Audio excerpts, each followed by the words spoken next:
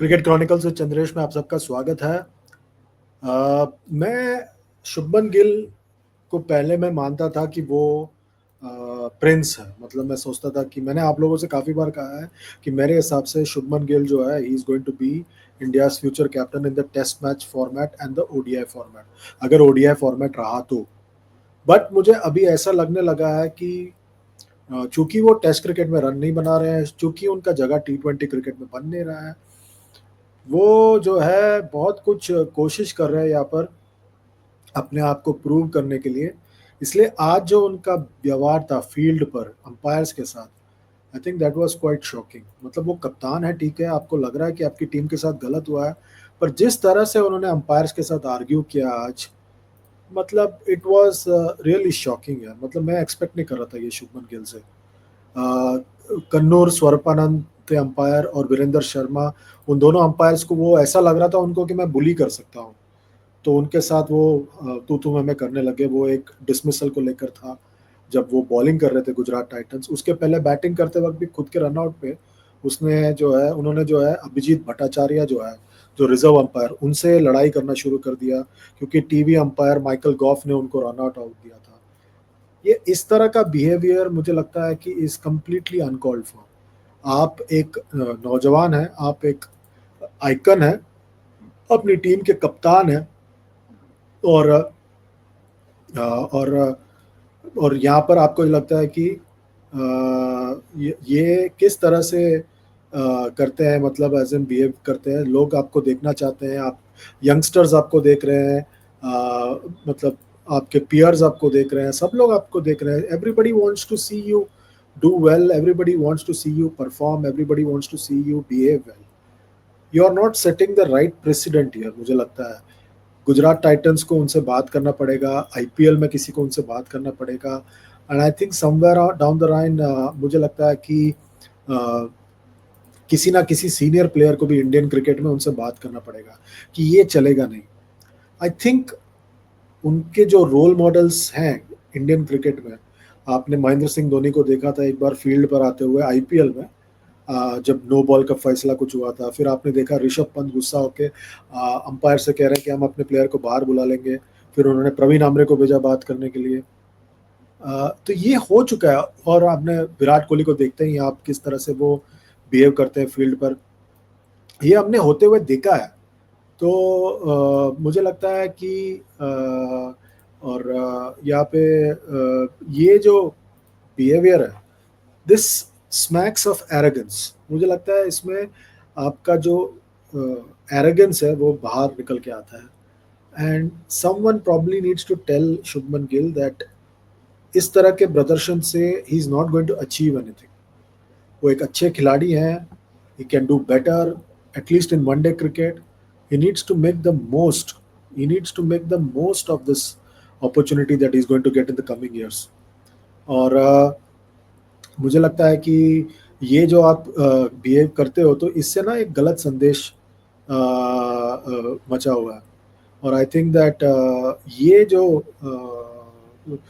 Behaviour है, मुझे लगता है कि it will leave a bad taste in everybody's mouth. मतलब ऐसा नहीं करना चाहिए था आज शुभमन गिल को। राइट और रॉन्ग ऑफ द डिसीजन, आपका काम नहीं है अंपायर से इस तरह से आर्ग्यू करना।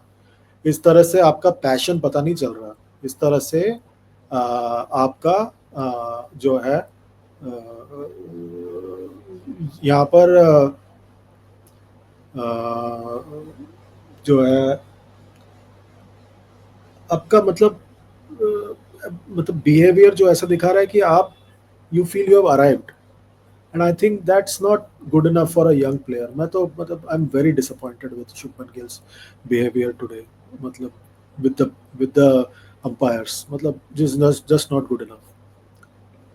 क्योंकि उन्होंने पूरा आज बल्लेबाजी एकदम जबरदस्त की यार। 76 बनाया उन्होंने, 38 गेंदों में 10 चौके और 2 छक्के मारे अपनी पारी में। ही एडेड फर्दर, ही एडेड, पहले उन्होंने 87 रन की साझेदारी की ओपनिंग विकेट के लिए साई सुदर्शन के साथ। फिर उसके बाद और 62 रन की साझेदारी की वहाँ पर जॉस बटलर के साथ। ऐसा लग रहा था कि वो मतलब एक बड़ा स्कोर खड़ा करने वाला है। अनफॉर्चुनेटली वो रन आउट हो गए। वो हर्षल पटेल और हेनरिक क्लासन का जो जोड़ी था, उसने उसको रन आउट करा दिया। पर आई थिंक वो जो रन आउट था थोड़ा कंट्रोवर्शियल था। आई थिंक वो मतलब ग्लव्स को लग के गया स्टम्प्स या बॉल लगा, पता नहीं चल रहा था, कंक्लूसिव एविडेंस नहीं था। थर्ड अंपायर ने शायद सोचा कि नहीं वो ऐसा सही है। बट आई डोंट नो यार, मतलब as in whatever the फैसला, वॉट एवर जो भी मतलब फैसला होता है, आपको इस तरह से रिएक्ट करने का कोई हक नहीं। आई थिंक आपको इस तरह से रिएक्ट करने का कोई हक नहीं है। You have to be a bit more smart about these issues. Experience की कमी साफ तौर पर नजर आई है यहाँ पर शुभमन गिल के साथ। He needs to think long and hard about this behaviour. पर आज जॉस बटलर ने फिर एक बार जबरदस्त बल्लेबाजी की भाई, मतलब इस टूर्नामेंट में तो एकदम सही फॉर्म में है। 64 बनाया मात्र 37 गेंदों में, 3 चौके और 4 छक्के मारे अपनी पारी में। और उसके वजह से जो है बाद में थोड़ा कंट्रीब्यूशन सुंदर का भी था। उसके वजह से गुजरात ने 224 बनाया 6 विकेटों के नुकसान पर। जब Hyderabad was always under pressure यार, मतलब आज सिर्फ जयदेव उनटकट थे जिन्होंने 3 विकेट निकाला 35 रन देकर। उसके अलावा बाकी सबकी खरी खरी पिटाई हुई यार, मतलब जबरदस्त पिटाई हुई। और जहां तक बात है चेस की, चेस में फिर एक बार शर्मा और हेड ने आज पहली बार काफी दिनों बाद एक धुआंधार शुरुआत दी। 49 रन जोड़ दिए उन्होंने, पर पहले ट्रेविस हेड एक जबरदस्त कैच को आउट हुए यार। जो आज कैच पकड़ा आज राशिद खान ने, जबरदस्त कैच था उनका, मतलब बेहतरीन कैच, डीप मिड विकेट में कैच पकड़ा, दौड़ते हुए कैच पकड़ा उन्होंने, लाजवाब कैच। और उसी की वजह से जो है वहां पर पूरी तरह से दबाव बन गया। और उसके बाद जो है सिवाय अभिषेक शर्मा के, जो बेचारा अकेले खड़ा रहा वहां पर, वो रन बनाता रहा, रन बनाता रहा, रन बना रहा था, उनका कोई साथ देने वाला कोई नहीं था। It was a one way street यार, मतलब बिल्कुल मजा नहीं आया मुझे। मतलब हैदराबाद ने तो पूरा निराश ही किया है सीजन में, पूरी तरह से निराश किया है। They been very disappointing. और किसी और ने कोई साथ नहीं दिया। हेनरिक क्लासन ने 23 बनाया, नीतीश कुमार रेड्डी ने अंत में जाकर 21 बनाया, पैट कमिंस ने 19 बनाया। एक 41 रन की साझेदारी हुई उन दोनों के बीच में 7वें विकेट के लिए, बट बहुत देरी हो चुकी थी। आप 139 फॉर 2 थे यार, आपको मतलब उससे जीतने के लिए एक लॉन्च पैड मिला था, भले ही वो 15वें ओवर तक पहुंच गया था। वो बीच में जो है वो पावर प्ले के बाद गेम थोड़ा स्लो हो गया था, which was a bit surprising, very surprising. But any which way यार, मतलब गुजरात बहुत आगे निकल गया है। उनके लिए आज 2 विकेट निकाला सिराज ने, 2 विकेट निकाला कृष्णा ने क्या गेंदबाजी किया यार, फिर एक बार 2 विकेट 19 रन देकर यार।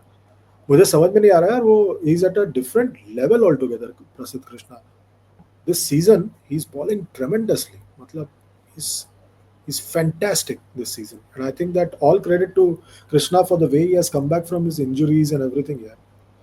मजा आ रहा है उनकी गेंदबाजी को देखकर, रफ्तार के साथ अपने चेंज ऑफ पेस, बाउंस अच्छा मिल रहा है उनको। 19 विकेट ले चुके हैं, अब पर्पल कैप होल्डर बन गया वो, बेहतरीन गेंदबाजी कर रहे हो, लाजवाब।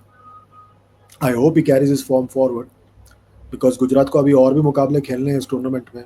दे are very very very close to making it to the playoffs. अगर आप पॉइंट्स टेबल को बड़े गौर से देखें यहाँ पर, तो पॉइंट्स टेबल में इस वक्त गुजरात जो है नंबर 2 पर पहुंच गया है, और वहीं पर सनराइजर्स हैदराबाद नंबर 9 पर है। तो आप कह सकते हो कि आखिर के 3 टीमें बाहर हैं। तो ये 3 टीम जो बाहर हो गए हैं, उसकी वजह से जो है ऊपर के 4 टीमों में अब अभी जो आगे है वो अभी वो चौथे नंबर के स्लॉट के लिए है। तो पंजाब, दिल्ली और लखनऊ, इन 3 टीम के बीच में चौथे नंबर के लिए अब लड़ाई होगी। मुझे लग रहा है टॉप के तीनों टीमें जो है आगे जाने वाला है।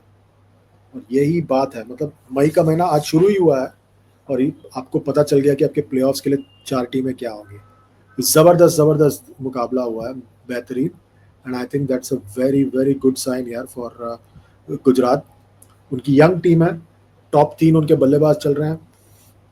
गेंदबाजी में उनके पास सिराज और कृष्णा चल रहे हैं, राशिद खान है उनके पास साई किशोर है, got everything, they are covered in every way possible. ये एक जबरदस्त प्रदर्शन रहा है, and I think that this is this is one of the best things to have happened for Gujarat. I think पिछला मुकाबला जो हारे थे ना राजस्थान रॉयल्स के हाथों, उससे भी आपको देखना चाहिए कि कैसे होता है, क्योंकि उससे उन्होंने सीख लिया है। I think they have come back stronger after that Rajasthan Royals वाला मुकाबला। But still I believe in सब के बावजूद शुभमन गिल, आप कप्तान हो, आपके पास पूरा मौका है अपने बिहेवियर को सुधारने का, इससे बेहतर कर सकते हो। क्या आप मेरी बात से सहमत है? सहमत है तो वीडियो को नीचे कमेंट कीजिए, लाइक कीजिए, शेयर कीजिए, सब्सक्राइब कीजिए और साथ ही साथ नोटिफिकेशन की घंटी बजाइए। अभी के लिए बस इतना ही, अपना ख्याल रखिए। Goodbye for now.